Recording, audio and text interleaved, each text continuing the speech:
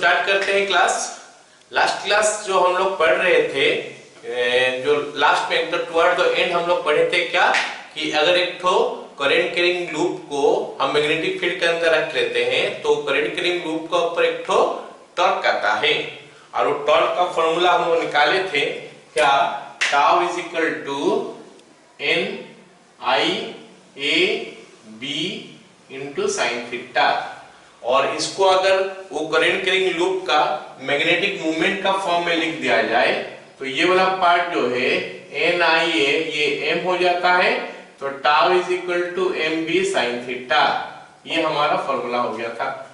Okay, और अगर इसका वेक्टर फॉर्म लिखे तो it is coming tau is equal to M cross B, तो जो हम डिस्कस कर लिए थे। अच्छा, टाउ क्या करता है, अगर टाउ मतलब टॉर्क जो बॉडी ये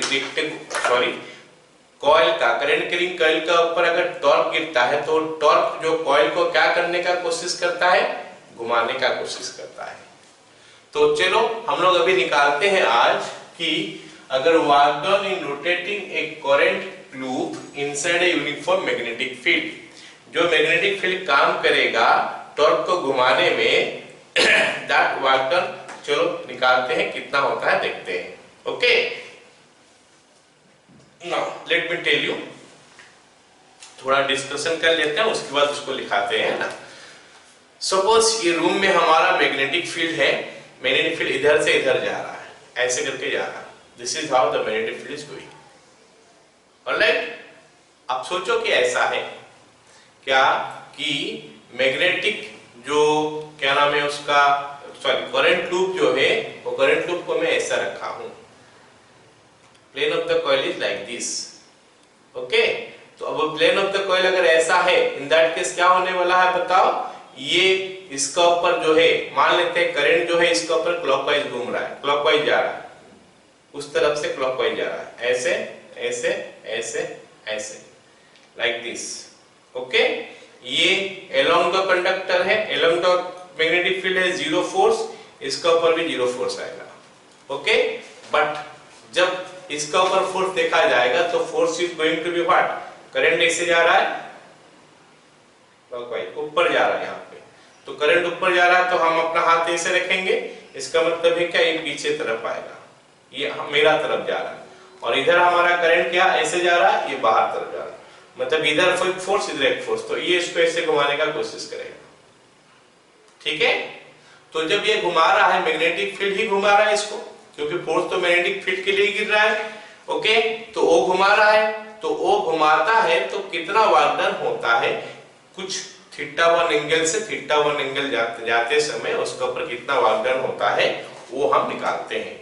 let us find out that one. Okay, तो मेरे को बताओ, जब वर्क डन हम निकालते हैं, हम लोग क्लास 11 से पढ़ते आ रहे, 12 में भी पढ़े हैं कि वर्क डन निकालने का दो तरीका होता है, W is equal to F dot S होता है या फिर F डॉट ds होता है। F डॉट ds होता है या फिर F डॉट ds होता है। F डॉट s कब होता है, जब हमारा कांस्टेंट फोर्स आता है, और F डॉट dx का इंटीग्रेशन कब आता है, जब फोर्स वेरिएबल है। यहाँ पे तो हम लोग फोर्स का बात नहीं करेंगे, यहाँ पे हम लोग टॉर्क का बात करेंगे, क्योंकि टॉर्क के लिए वर्क डन निकालना पड़ेगा। तो टॉर्क भी हम लोग क्या निकालेंगे, एक तो टाउ डॉट थीटा भी कर सकते हैं कांस्टेंट टॉर्क के लिए, और वेरिएबल टॉर्क के लिए करते हैं।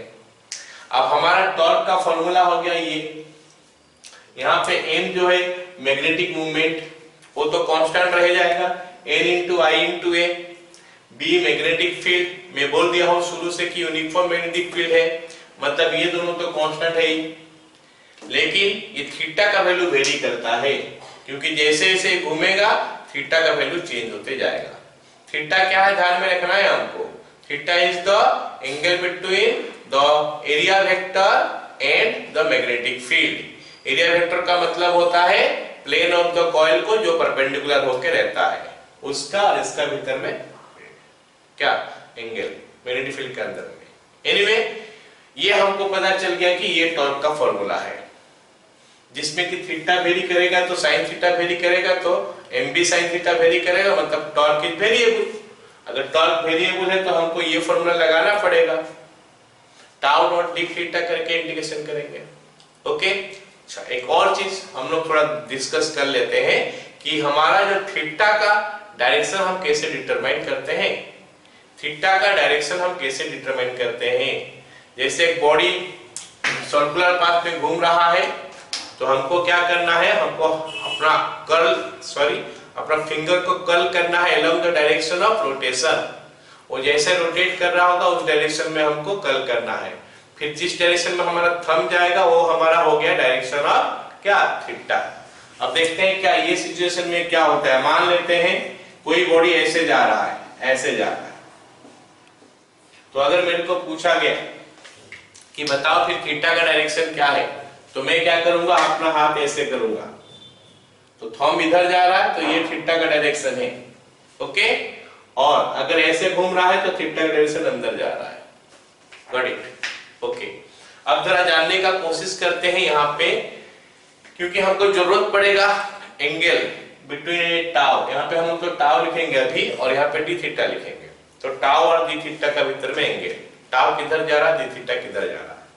Tau is my M cross B, M is nothing but area vector का डायरेक्शन। ओके, अब जरा देखते हैं कि एरिया वेक्टर का डायरेक्शन जो है इसमें कैसे आता है।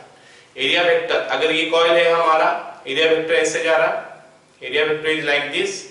ओके, या फिर ये तो इसको ऐसे रोटेट करा, समझ में आ रहा, ये फोर्स इसको इधर दे रहा, ये फोर्स इधर दे रहा, मतलब it is rotating like this, ऐसे रोटेट कर रहा।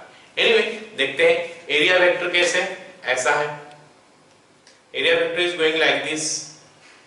Okay, and B is going like this, मतलब एम इधर बी इधर, एम इज इधर, एम इधर है और बी इधर है। तो अगर मैं ऐसे रोटेट करूंगा एम से बी तक, एम क्रॉस बी होता है टॉर्क का डायरेक्शन, एम क्रॉस बी, तो ये टॉर्क का डायरेक्शन किधर होगा, ऊपर होगा, that is the direction of torque. अब लेकिन ये घूमेगा ऐसे, ये ऐसे घूमेगा, क्योंकि यहाँ पे था इधर फोर्स लग रहा है, इधर फोर्स लग रहा है, तो ये ऐसे घूमेगा। अगर ऐसे घूमता है ये, तो फिर थीटा का डायरेक्शन देखते हैं, मतलब this is rotating like this, तो मैं अपना फिंगर ऐसे कर्ल करता हूं इस वे में, तो ये जा रहा थीटा, मतलब थीटा नीचे टाउ ऊपर, थीटा नीचे टाउ ऊपर, तो what is the angle between theta and tau, of course 180 degree. समझ में आ गया इतना? चलो अब हम लोग लिखते हैं और ऑर्डर निकालते हैं। हमको पता चला कि इसे ही फॉर्मूला लगाएंगे इस टाइप का। ऑलराइट, लिखो, let a current carrying coil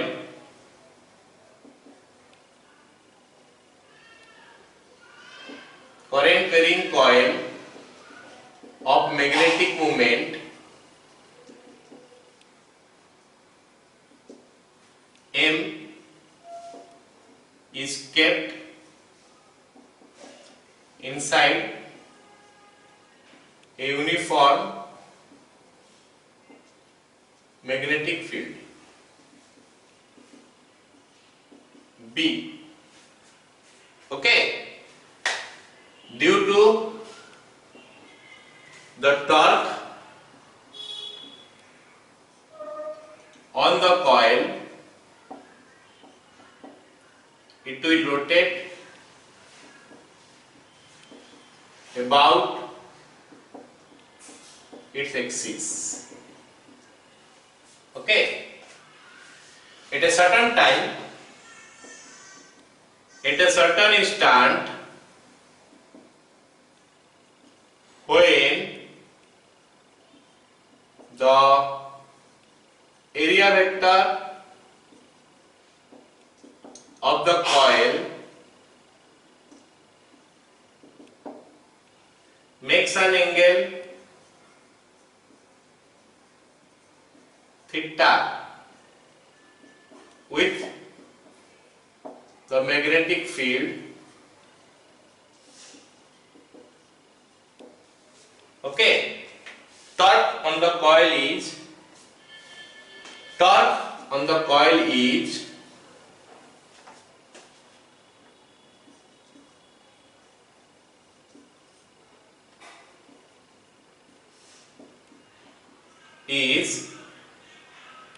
tau is equal to sign theta. ये हो गया हमारा टॉर्क, जो कि वेरिएबल है क्योंकि थीटा का वैल्यू भी चेंज होता है। ओके, तो ये थीटा एंगल घुमा है उस समय, मतलब ऐसे था मान लेते हैं, थीटा एंगल घुमा है। अगर इसको और थोड़ा थीटा एंगल घुमा दूं और फर्दर एंगल डी थीटा घुमाऊं तो वर्क डन करना पड़ेगा। मेरे को नहीं, ये वर्क डन कर रहा है magnetic field. Work done by magnetic field in rotating the coil by further angle d theta is dw is equal to tau dot d theta, that is equal to tau into d theta into cos 180 degree as tau and d theta are anti-parallel। कैसे हुआ मैं बता दिया, एक ऊपर जा रहा है एक नीचे आ रहा है, antiparallel. So dw is equal to tau का वैल्यू लिख देता हूं mb sin theta into D theta, और cos 180 डिग्री होता है माइनस। ठीक है, तो इतना वर्क डन करना पड़ा। अब अगर वो कॉइल को हम लोग थीटा 1 एंगल से थीटा 2 एंगल रोटेट करेंगे तो कितना वर्क डन होगा, इसको इंटीग्रेशन करने से पता चल जाएगा। Therefore, work done by magnetic field to rotate the coil from theta 1 to theta 2 angle. Theta 1 angle से लेकर थीटा 2 एंगल रोटेट करने के लिए जो वर्क डन करना पड़ेगा देखते हैं। Integration of dw is equal to integration of minus mb sin theta into D theta from theta 1 angle से लेकर थीटा 2 एंगल। आई होप इतना तक समझ में आ गया सबको। चलो आगे देखते हैं इसका इंटीग्रेशन कैसे बनता है।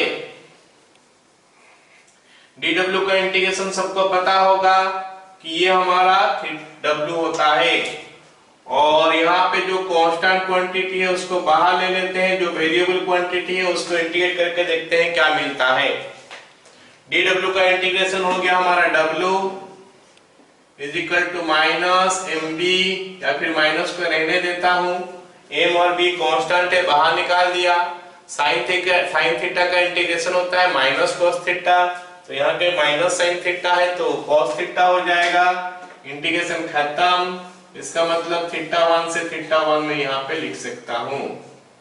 तो w is equal to mb into cos theta 2 minus cos theta 1।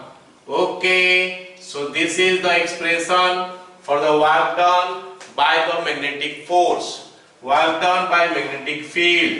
W by magnetic field is equal to mb cos theta 2 minus cos theta 1। Done? Clear? Okay, तो इसको हम सिंबॉलिकली कभी कभी ऐसा भी दिखाते हैं, W1 to 2 मतलब theta 1 to theta 2 is equal to mb cos theta 2 minus cos theta 1। तो this is the formula for amount of work done। Okay, चलो अब बात हो गया क्या कि जब कॉइल मैग्नेटिक फील्ड का ऊपर है, वो जब घूमता है उसका ऊपर वर्क डन होता है, तो वर्क डन तो कहीं ना कहीं जा रहा होगा, तो वर्क डन जो है कॉइल में स्टोर हो जाता है एज इट्स पोटेंशियल एनर्जी। तो हम लोग अभी निकालते हैं कि एक कॉइल मतलब current carrying coil magnetic field के अंदर अगर है तो उसका ऊपर कितना पोटेंशियल एनर्जी होता है। Let us see that. Okay, right down, heading लिखो, potential energy of a coil, current carrying coil.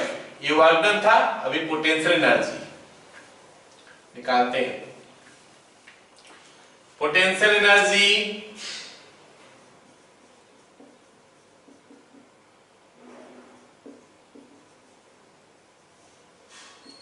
of a current loop inside uniform magnetic field। Okay, ये हमारा अगला हेडिंग हो गया कि potential energy of a current loop inside uniform magnetic field. Actually ये जो चीज हम लोग पढ़ने वाले अभी, इसके लिए हमको कोई डेरिवेशन करने का जरूरत नहीं है, हम यही जो वर्क डन निकाले हैं उसी से निकाल देंगे। ऑलराइट, और हमको पता है कि कोई भी बॉडी या फिर कोई भी सिस्टम का पोटेंशियल एनर्जी बोलने से हमारा कुछ होता नहीं है। हम जब भी निकालते हैं चेंज इन पोटेंशियल एनर्जी निकालते हैं, और चेंज इन पोटेंशियल एनर्जी निकालते समय अगर हम इनिशियल पोटेंशियल एनर्जी को जीरो मान लेंगे तो इन दैट केस कोई अनदर स्टेट में उसका पोटेंशियल एनर्जी को हम उसको पोटेंशियल एनर्जी भी बोल सकते हैं। But actually potential energy not defined, कोई भी सिस्टम का पोटेंशियल एनर्जी जो है हम डिफाइन नहीं कर पाते हैं, क्योंकि वो होता नहीं है, वो डिपेंड करता है सिचुएशन का ऊपर। क्योंकि पोटेंशियल एनर्जी होता कैसे, आता कैसे बॉडी पे, वर्क डन का ऊपर। तो वर्क डन कहां से कहां तक हुआ वो तो कोई फिक्स नहीं है। जैसे हम लोग ग्रेविटेशनल पोटेंशियल एनर्जी भी पढ़ते हैं, वो भी हमारा change in gravitational potential energy है। क्योंकि अगर मैं अर्थ सरफेस से एच हाइट पे आऊंगा तो मेरे को mgh वर्क डन करना पड़ेगा, लेकिन अगर मैं 10 मीटर से अगर 20 मीटर तक आऊंगा तो इन दैट केस हमको mg/20 नहीं करना पड़ेगा, तो अलग वर्क डन करना पड़ेगा। तो इसलिए चेंज इन पोटेंशियल एनर्जी हमको हमेशा सही वैल्यू देता है। जब हम पोटेंशियल एनर्जी बोलते हैं कि at a height h from the surface of earth, तो हम मानते हैं कि इनिशियल जो है वो अर्थ सरफेस में उसका पोटेंशियल एनर्जी जीरो है, तो हाइट में h में उसका पोटेंशियल एनर्जी जो भी होगा, ये दोनों का चेंज को हम इसका पोटेंशियल एनर्जी बोलते हैं। तो हमको हमेशा एक रेफरेंस लेना पड़ता है, और रेफरेंस को अगर मैं जीरो ले लूंगा तो फिर वो चेंज जो होता है वो केस में उतना ही हो जाता है उसका पोटेंशियल एनर्जी। ओके, और चेंज इन पोटेंशियल एनर्जी का जो डेफिनेशन है, du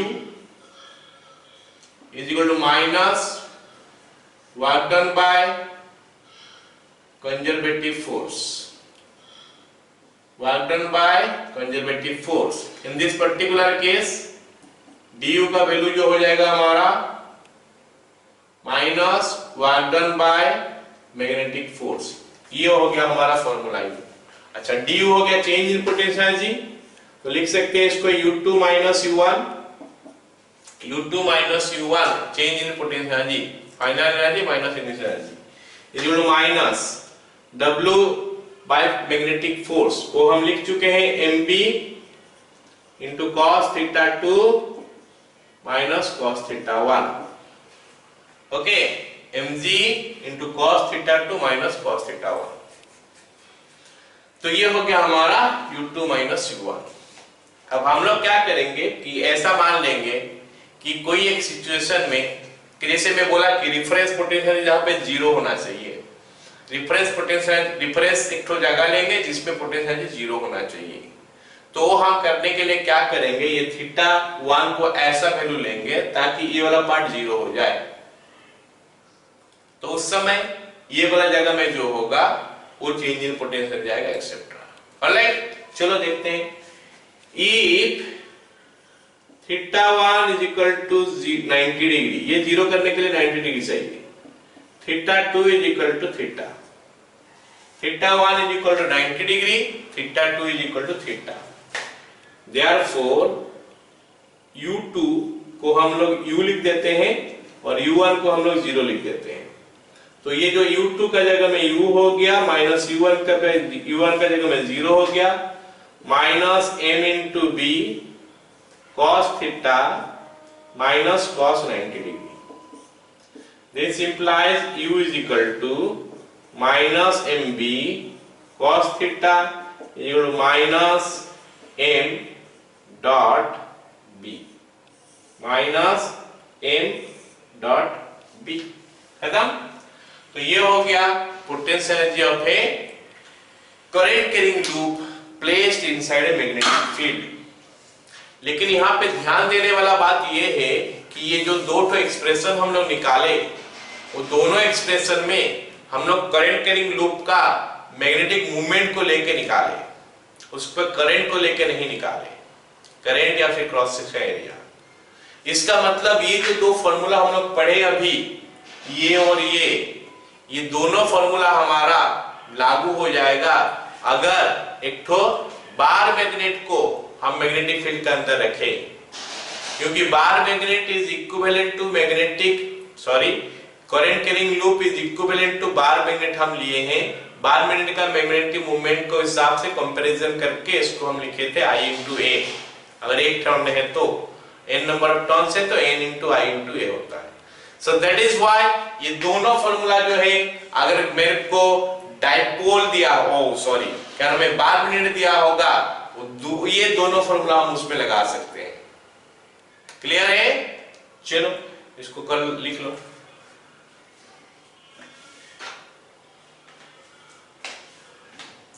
खत्म?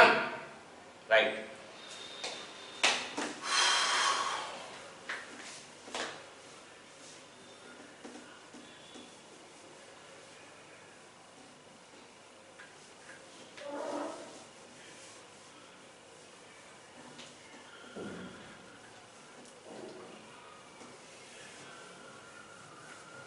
अब हम लोग आगे पढ़ेंगे क्या? Moving coil galvanometer. ओके, कल पढ़ेंगे moving coil galvanometer. Moving coil galvanometer.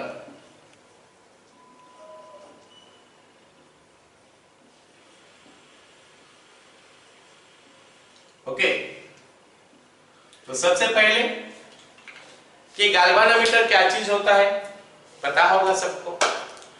Galvanometer ये होता है जिसमें हम लोग करंट को डिटेक्ट करते हैं और मेजर भी करते हैं, लेकिन बहुत ह्यूज अमाउंट ऑफ करंट उस पे मेजर नहीं होता है। In terms of milli ampere, micro ampere, ऐसे टाइप का करंट को मेजर करता है। मेजर नहीं, डिटेक्ट। एक्चुअली इसका पर्पस डिटेक्ट के लिए है। एक सर्किट है, उस सर्किट में करंट फ्लो करता है कि नहीं होता है, उसके लिए हम इसको लगा देते हैं। अब हम लोग का जो गैल्वेनोमीटर है अलग अलग टाइप का है, लेकिन हम लोग पढ़ने वाले हैं गैल्वेनोमीटर क्या? Moving coil galvanometer. Moving coil galvanometer नाम से तो कुछ आइडिया हो रहा होगा कि उसमें कोई एक कॉइल होगा, वो कॉइल मूव कर रहा होगा, तो इसीलिए हम इसको मूविंग कॉइल गैल्वेनोमीटर बोलते हैं। तो ये कौन सा प्रिंसिपल के ऊपर है? ऑफ कोर्स अभी जो हम लोग पढ़ रहे थे, एक कॉइल को मैग्नेटिक फील्ड के अंदर अगर रखोगे, current carrying coil of course magnetic field के अंदर रखोगे तो टॉर्क उसका ऊपर गिरेगा और रिवॉल्व करेगा, वो रोटेट करेगा। तो इसी प्रिंसिपल का ऊपर वो बेस्ड है।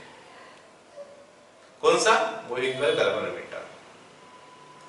अभी मूविंग कॉइल गैल्वेनोमीटर का जो उसका मतलब कंस्ट्रक्शन कैसा होता है, बनता कैसे है, थोड़ा देखते हैं क्या बनता है कैसे। ओके, चलो एक बात मैं बताता हूं, उसके बाद उसमें से क्या क्या डिफिकल्टी आएगा और उसको कैसे सॉर्ट आउट किया जाता है देखते हैं। पहले सपोज ये कॉइल है, ये हमारा एक कॉइल है ना, दिस इज ए कॉइल।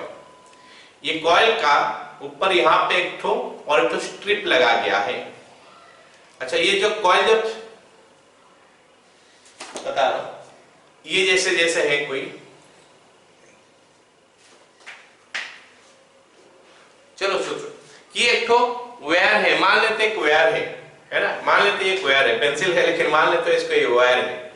इसको अगर मैं ऐसे करके एक जगह, एक वाला जगह फिक्स्ड हो जाएगा और इसको ऐसे करके मोड़ दूंगा और छोड़ने के बाद क्या होगा बोलो?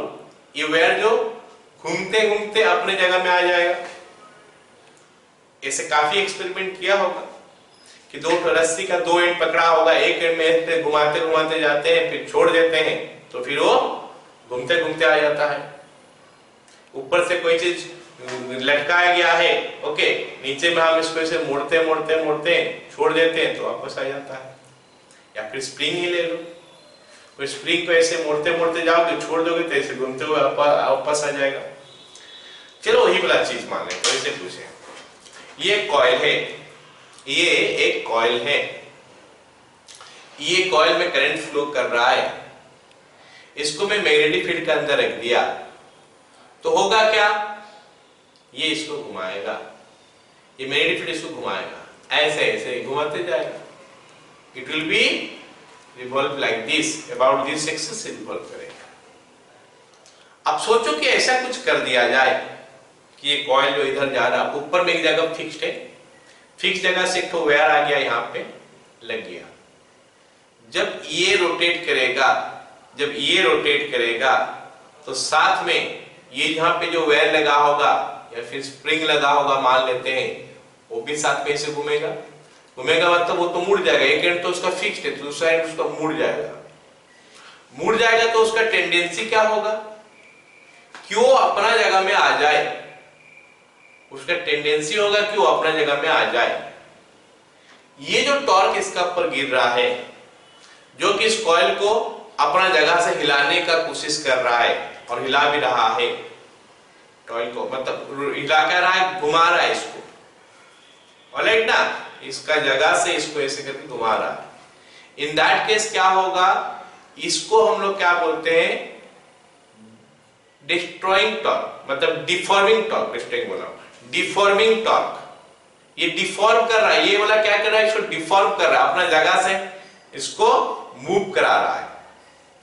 लेकिन ये वाला जो टॉर्क यहां पे डेवलप होगा, ओके, ये वाला टॉर्क जो डेवलप होगा ये इसको वापस अपना जगह में लाने की कोशिश करेगा। इस टॉर्क को बोलते हैं क्या, रिस्टोरिंग टॉर्क। इसका मतलब है कि वो कॉइल का ऊपर अभी हमारा दो चीज ऐड कर जाएगा, एक तो रिस्टोरिंग टॉर्क और एक तो डिफॉर्मिंग टॉर्क।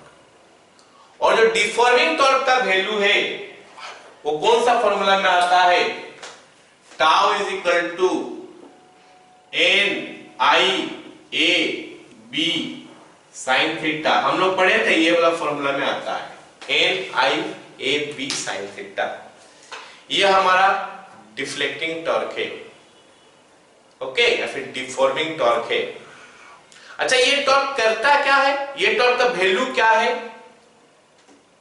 चेंज होते जाता है। ये टॉर्क का वैल्यू क्या होगा, चेंज होते जाता है, N I A B sine theta. जैसे जैसे थीटा चेंज होगा टॉर्क का वैल्यू चेंज होगा। यानी अब वो जो कॉइल है, सॉरी, उसमें जो एक तो जैसे स्प्रिंग जैसा लगा हुआ है जो कि रिस्टोरिंग टॉर्क दे रहा है, तो रिस्टोरिंग टॉर्क का वैल्यू कितना है वो डिपेंड करता है कि उसका एंगल ऑफ ट्विस्ट कितना है। 1 डिग्री ट्विस्ट करेगा, मान लेते हैं उसका रिस्टोरिंग टॉर्क C आया। 2 डिग्री ट्विस्ट करेगा, रिस्टोरिंग टॉर्क, डिग्री नहीं रेडियन बोलते हैं क्योंकि रेडियन से वो अच्छी तरह समझ में आएगा। 1 रेडियन ट्विस्ट करेगा तो C उसका रिस्टोरिंग टॉर्क आया। 2 रेडियन ट्विस्ट करेगा तो डबल हो जाता है, अरे ये प्रॉपर्टी होता है उसका। 2 3 रेडियन ट्विस्ट करेगा तो 3 into that 1, जो भी सिंगल 1 रेडियन में ट्विस्ट करते जितना आता है, 2 रेडियन में उसका डबल, 3 रेडियन में उसका 3 गुना, 4 रेडियन में उसका रेशियो। इसका मतलब हो गया क्या, जो रिस्टोरिंग टॉर्क है वो प्रोपोर्शनल टू एंगल थीटा है, थीटा रेडियन में है, थीटा इन रेडियन सोचो। Restoring torque is proportional to theta, और हमको पता है कि प्रोपोर्शनल टू कांस्टेंट हटाने के लिए, सॉरी, इज इक्वल टू हम एक प्रोपोर्शनलिटी कांस्टेंट लगा देते हैं। एक काम करता हूं ना, यहां पे एक एंगल थीटा लिखा हूं तो यहां पे थीटा नहीं लिखूंगा, कुछ और लिखता हूं। मान लेते हैं फाई एंगल घूम लिया, ट्विस्ट कर लिया, घूम लिया नहीं, ट्विस्ट कर लिया। वो जो ऊपर में जो लगा था स्प्रिंग मान लेते हैं या फिर वायर मान लेते हैं, तो ट्विस्ट कर लिया फाई एंगल। मैं बताऊंगा उसके बारे में, पूरा डिस्कशन करेंगे हम लोग, कंस्ट्रक्शन में बुला दूंगा।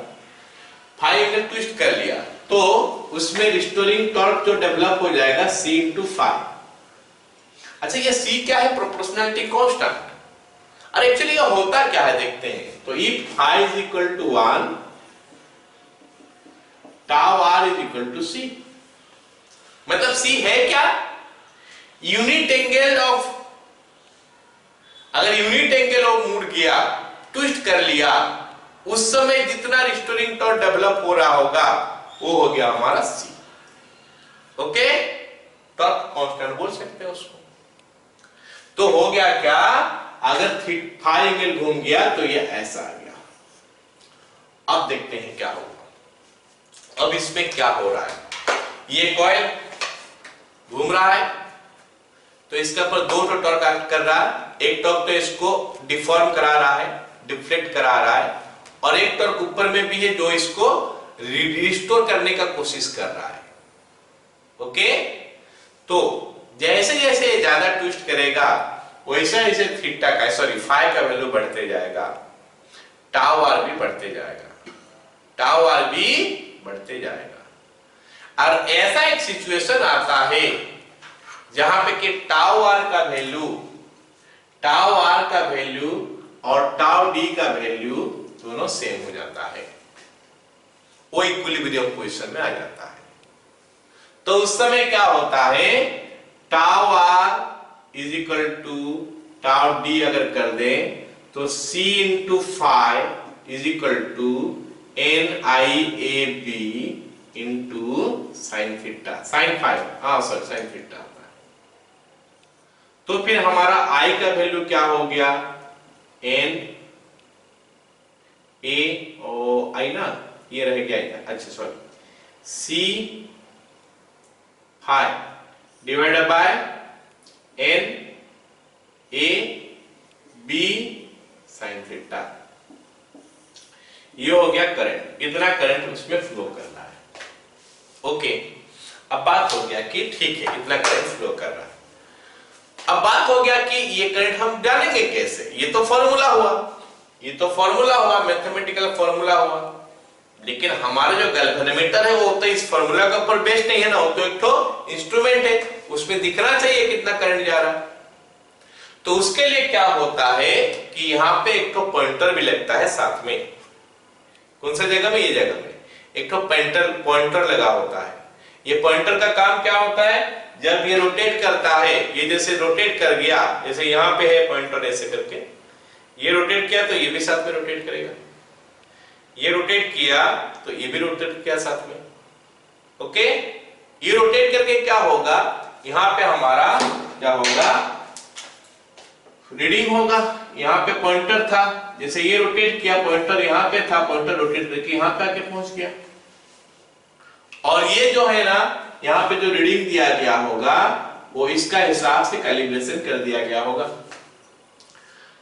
अगर फाई एंगल घूम रहा है तो पॉइंटर यहाँ पहुंच रहा है, इतना करंट जा रहा है, ये जगह का रीडिंग लिख दिया होगा, ये जगह में जो होगा कैलिब्रेशन कर दिया गया होगा। कैलिब्रेशन का मतलब पहले से जो लिखा होता है, जो 0 1 2 3 4 जो भी लिखा होता है, तो ये कैलकुलेशन करके ये, ठीक है। ओके, ये हो गया इसका प्रिंसिपल। अब समझते हैं कि इसमें कुछ प्रॉब्लम है क्या, और एक बहुत बड़ा प्रॉब्लम है यहाँ पे। What is it?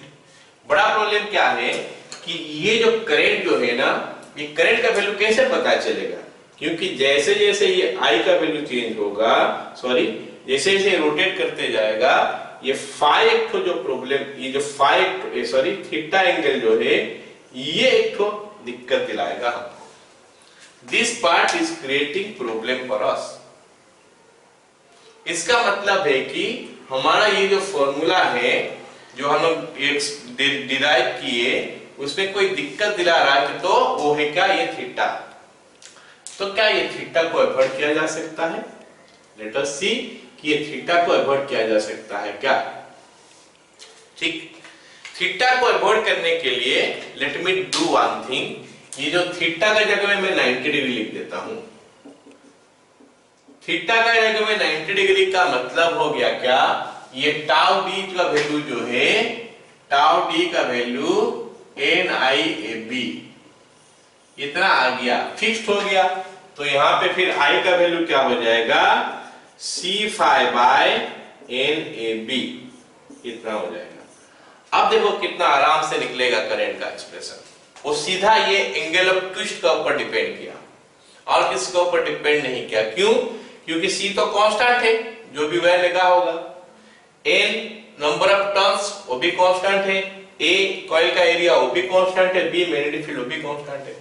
मतलब I proportional to 5 हो गया, I proportional to 5. So this is what we are getting.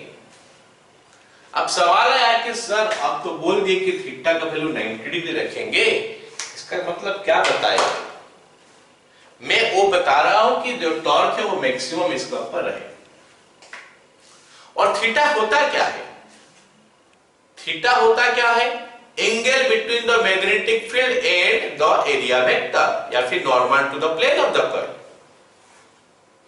तो मैं चाहता हूं कि उसमें जो मैग्नेटिक फील्ड रहे वो मैग्नेटिक फील्ड और प्लेन ऑफ द कॉइल हमेशा ऐसा रहे।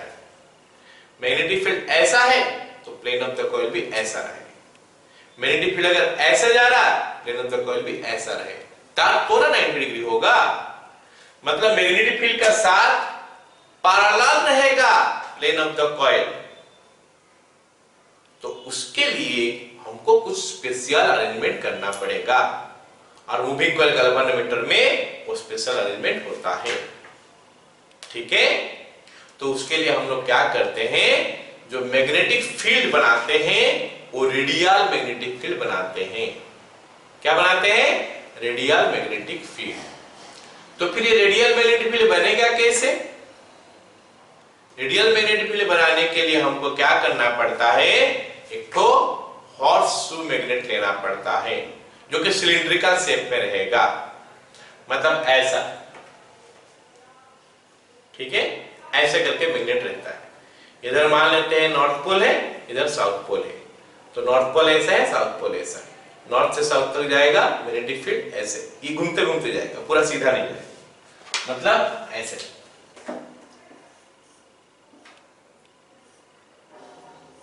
ये मान लेता हमारा नॉर्थ पोल है, ये साउथ पोल है। ये लाइन गया ऐसे, यहां से जो लाइन गया ऐसे जाएगा।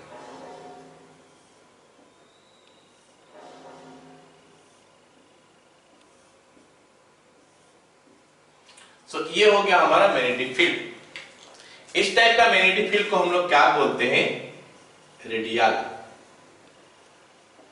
Radial magnetic field. ओके, अच्छा, मैं यहां पे क्या कर रहा हूं कि ये कॉइल दिखा रहा हूं, कोशिश कर रहा हूं समझाने के लिए। ऐसे कॉइल है, सोचो, नहीं कॉइल नहीं है, सॉरी, मैग्नेट ऐसा है, मैग्नेटिक फील्ड ऐसे जा रहा है, लेकिन ये एक्चुअली में ऐसे होगा, है ना, और ऐसे ऐसे करके मैग्नेटिक फील्ड गया होगा। इसका अंदर ये जो मैग्नेट रहा साउथ पोल नॉर्थ पोल, इसका अंदर क्या करेंगे हम लोग, एक सिलिंड्रिकल बॉडी रख देंगे। एक क्या रखेंगे, सिलिंड्रिकल बॉडी।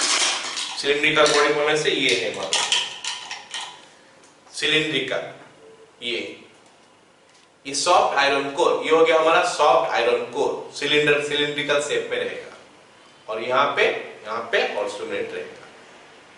और क्या होगा साथ में इसमें कॉइल जो होगा ऐसे करके वुंड होगा। ठीक है, ऐसे करके वुंड होगा। तो उससे फायदा क्या होगा कि हर समय ये कॉइल जो है जो भी पोजीशन है, जैसे भी मुड़े, ऐसे मुड़ेगा, ऐसे मुड़ेगा, ऐसे मुड़ेगा, कोई भी पोजीशन में मुड़ेगा।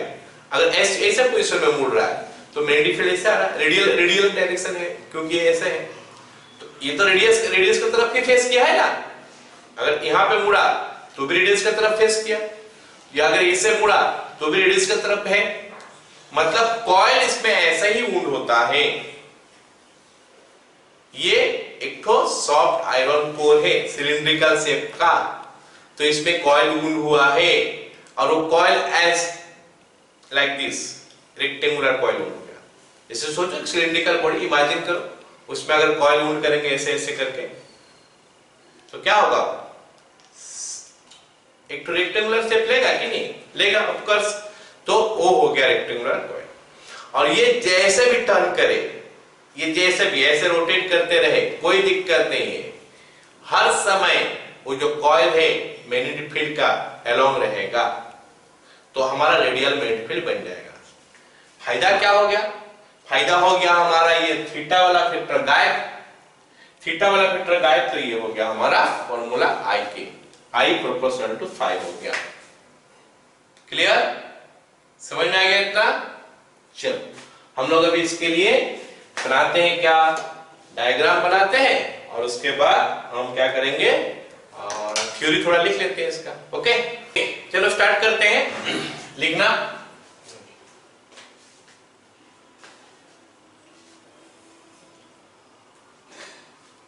ओके, चलो लिखते हैं अभी मूविंग कॉइल कार्बोनोमीटर के बारे में। ये जो डायग्राम है उसको कर लेना है। ये मूविंग कॉइल कार्बोनोमीटर का है। ओके, यहाँ पे तो मिरर लगा हुआ है। ये हमारा कॉइल है। ओके, कॉइल से एक मिरर लगा हुआ है यहाँ पे, ताकि वो डिफ्लेक्शन जो है पता चले। ऑलराइट, यहाँ पे एक तो पॉइंटर भी लगता है। और ये फॉस्फोर ब्रोंज स्ट्रिप है, जो मैं बोल रहा था कि ट्विस्ट करते हैं ना, जब यहाँ पे ये जब टॉर्क के लिए जब टर्न करता है तो यहाँ पे ट्विस्टिंग आता है। ऑलराइट, अच्छा, फॉस्फोर ब्रोंज स्ट्रिप हम लोग क्यों लिए, क्योंकि ये मतलब डेलिकेट है, जल्दी तुम्हारा ये कर लेगा। और साथ में क्या होगा, ये काफी मतलब काफी टॉलरेट कर सकता है, मतलब बार बार अगर इसको ट्विस्ट किया जाए तो भी ये हमारा खराब नहीं होता, मतलब डैमेज नहीं होता है। ओके, टूटता नहीं है, तो इसीलिए हम इसको भी यूज करते हैं। ठीक है, तो यहाँ से हमारा करंट पास करेगा। जैसे ये टर्न करेगा, यहाँ पे फॉस्फोर ब्रोंज स्ट्रिप भी टर्न करेगा, इस हिसाब से करंट यहाँ से पास करके यहाँ से निकलेगा। ओके, ये कनेक्शन दिया गया है यहाँ पे। ऑलराइट, चलो लिखते हैं। मूविंग कॉइल galvanometer लिखो galvanometer is an instrument, galvanometer is an instrument used to detect and measure small current। Okay, उसके बाद प्रिंसिपल लिखते हैं। It is based on the principal that when a current carrying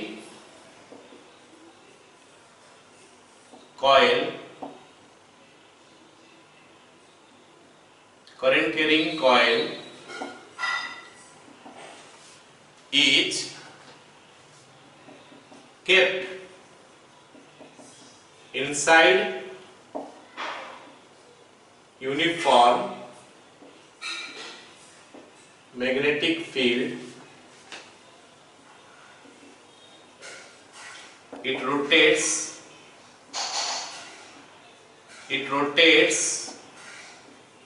due to the torque। हम इसको deflecting torque बोल सकते हैं या फिर deforming.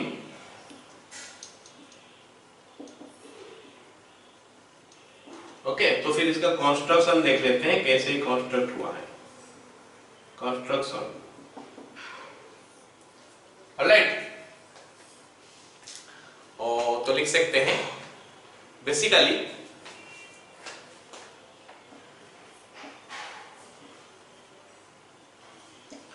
a moving coil galvanometer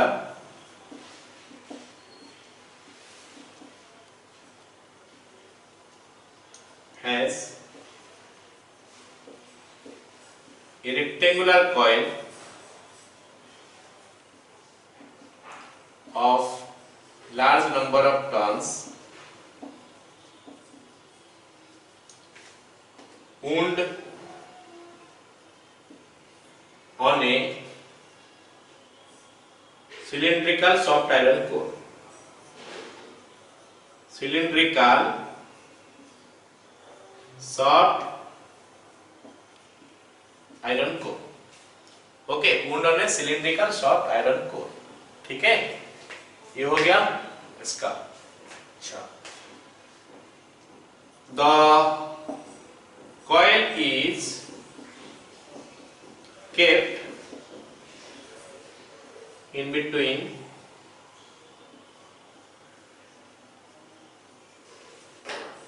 a strong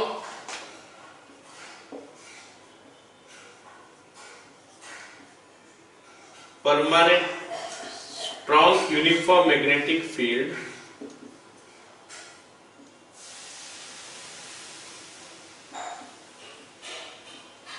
small uniform magnetic field produced by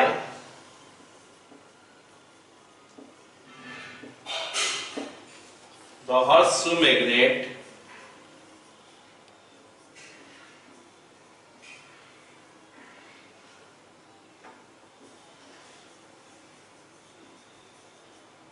as shown.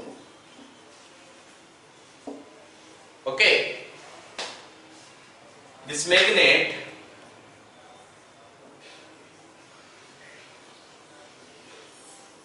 is providing the radial magnetic field. Okay, because of this radial magnetic field, because of this radial magnetic field, because of this radial magnetic field, okay, the plane of the coil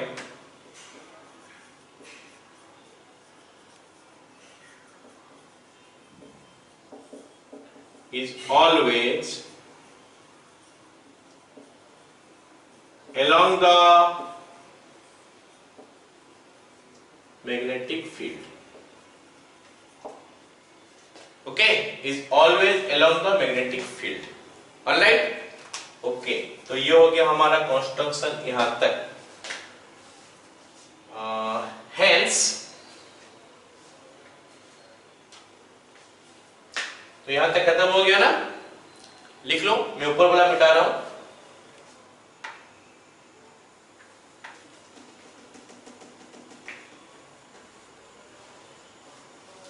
hence it experience maximum torque all the time. Hence the coil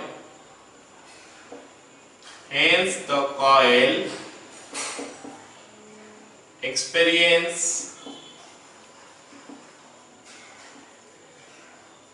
maximum torque all the time. Okay, तो ये हो गया हमारा क्या नाम है उसका construction. यहां तक ये वाला पार्ट हम लोग डिस्कस कर लिए. ऑलराइट, तो लिख सकते हैं आगे. एक स्प्रिंग है,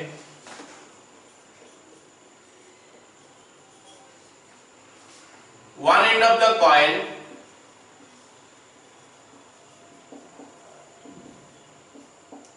इज, एक मिनट, कॉइल के बारे में थोड़ा मेंशन कर देते हैं. ये कॉइल जो है कॉपर वेयर का बनता है, ठीक है. और ये सॉफ्ट आयरन का काम क्या होता है? सॉफ्ट आयरन का काम जो है, चलो वो वर्किंग में कर लिख देंगे, अभी छोड़ दो. कंस्ट्रक्शन में खाली कॉपर वेयर के बारे में लिख देते हैं. The coil is made from copper wire. इसके बारे में बता चुके हैं, सॉफ्ट आयरन कोर है. ओके, अच्छा. One end of the coil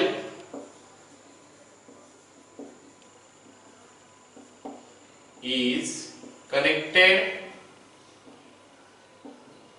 to the phosphor bronze strip, while a spring is connected to the other end. A spring is connected to the other end as shown. खत्म. यहाँ पे phosphor bronze strip through mirror, through a mirror. Okay, हो गया, इतना लिख लिया. अच्छा, अब लिखते हैं हम लोग इसको working.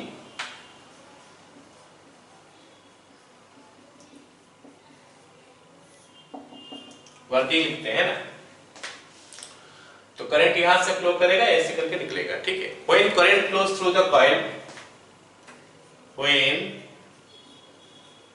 Current flows through the coil, when current flows through the coil, due to the deflecting torque, the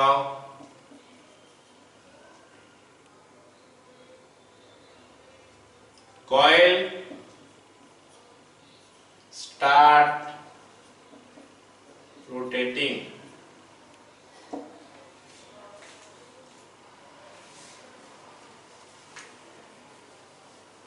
Okay, as soon as the coil rotates, as soon as the coil rotates, okay, there will be a twist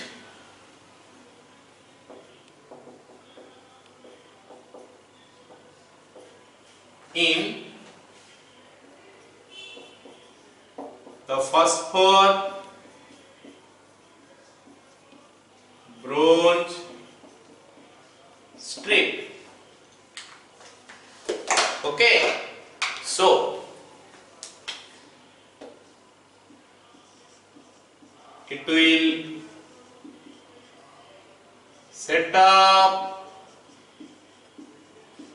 a restoring torque.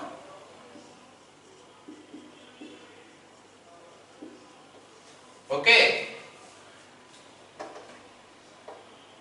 the process continues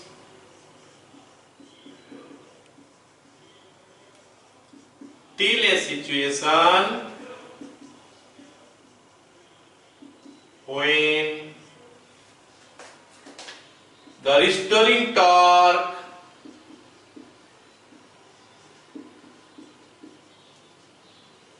is equal to deflecting torque.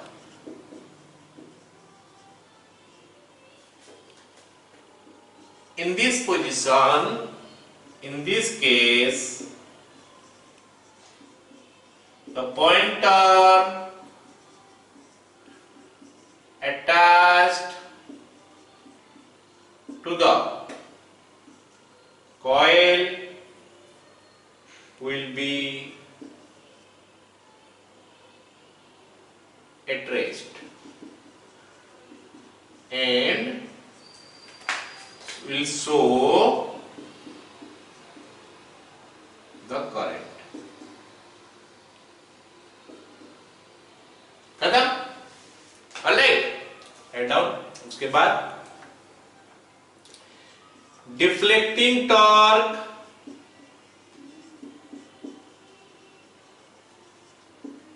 tau d is equal to NIAB. N is number of turns. N is equal to number of turns of the coil. A is equal to area of the coil. Okay. और restoring torque क्या होता है? Restoring torque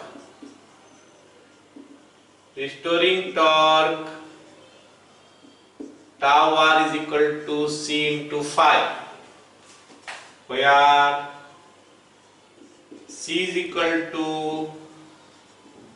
torque constant of the strip, और phi is equal to angle of twist.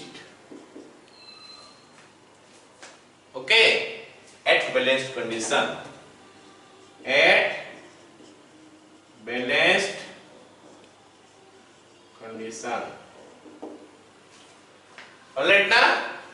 Therefore tau d और ऐसे लिख सकते हैं as at balanced condition tau d is equal to tau r, so n I a b is equal to c phi.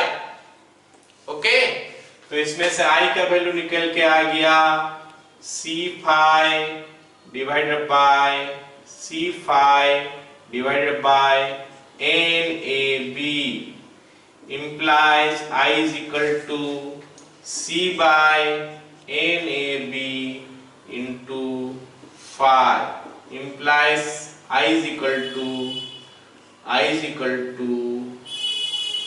I proportional to phi, क्योंकि ये सब constant है, ये सब कांस्टेंट है, इसलिए I proportional to phi. तो C constant, N constant, A constant, B constant, तो इसलिए क्या हो गया क्या कि I जो है proportional to phi हो गया.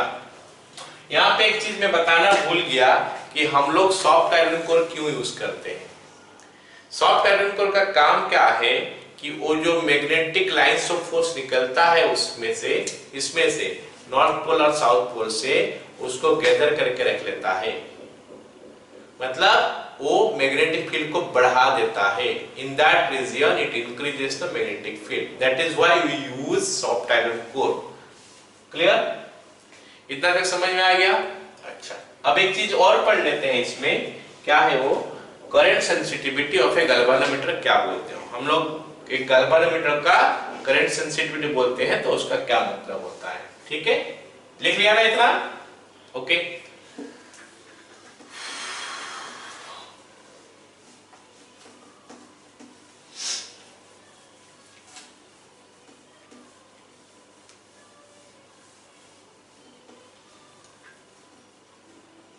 लिखो करंट सेंसिटिविटी.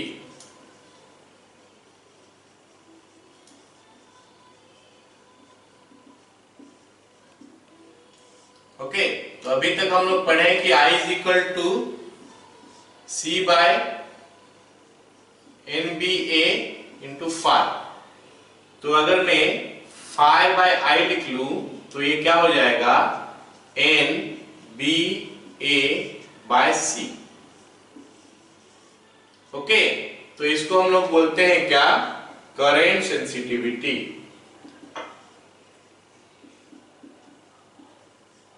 अब जरा सोच के बताओ कि करंट सेंसिटिविटी का क्या मतलब होता है. मतलब ऐसे अगर अपने सेंसिटिविटी बोलो, इसे सेंसिटिव है, इसका मतलब क्या हो गया, करंट को बहुत जल्दी डिटेक्ट कर लेगा. मतलब कम करंट होने से भी वो दिखा देगा. कम करंट होने से वो दिखाएगा तब जब उसका जो पॉइंटर है वो ज्यादा ट्विस्ट करेगा, ज्यादा दूर वो मूव करेगा, तो मतलब फाई का वैल्यू ज्यादा होना चाहिए. ओके, मतलब करंट कम है तो भी फाई का वैल्यू ज्यादा होना चाहिए. तो फाई का वैल्यू ज्यादा होने के लिए हम क्या कर सकते हैं, मैग्नेटिक फील्ड जो दी है वो तो फिक्स्ड है, उसको तो आगे पीछे नहीं कर सकते हैं. सी जो स्ट्रिप यूज किए हैं उसका टॉर्क कांस्टेंट हो तो कांस्टेंट हो गया. राइट ना?